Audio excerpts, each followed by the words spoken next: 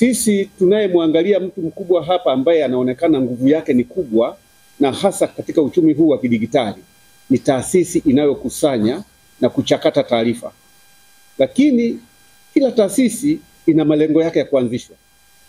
Kwa hiyo taarifa hizo zinazokusanywa lazima pawe na ridhaa ya mwenye taarifa, na kwamba taarifa hizo zitatumiwa kulingana na makubaliano yao.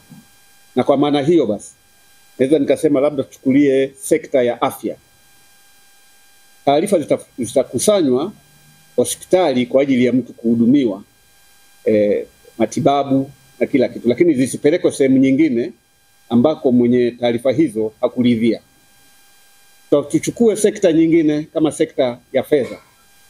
Benki ili ufungue akaunti watahitaji utambulisho wako, ambayo hizo ni taarifa zako binafsi, na ili kuhudumie itatafuta ili ihakikishe kwamba inamjua mteja wake nao mhudumia, na hizo taarifa ziwe ni kwa ajili ya kukuhudumia wewe katika mambo yako ya kifedha na si vinginevyo.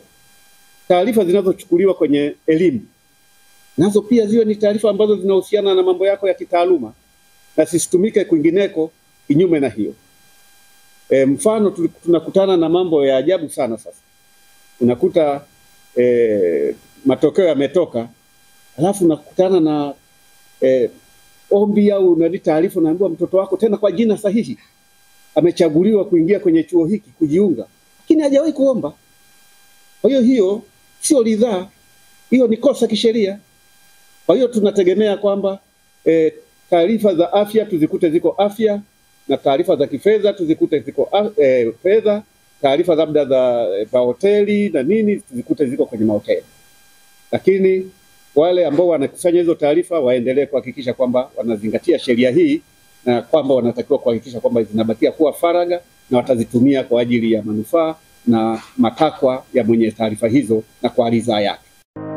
Ili kuwa mwanafamilia bora wa Global TV, usisahau kusubscribe, like, kushare na kucomment. Baada ya kusubscribe, bonyeza alama ya kengele ili kupata taarifa kwa kila video inayopanda Global TV Online.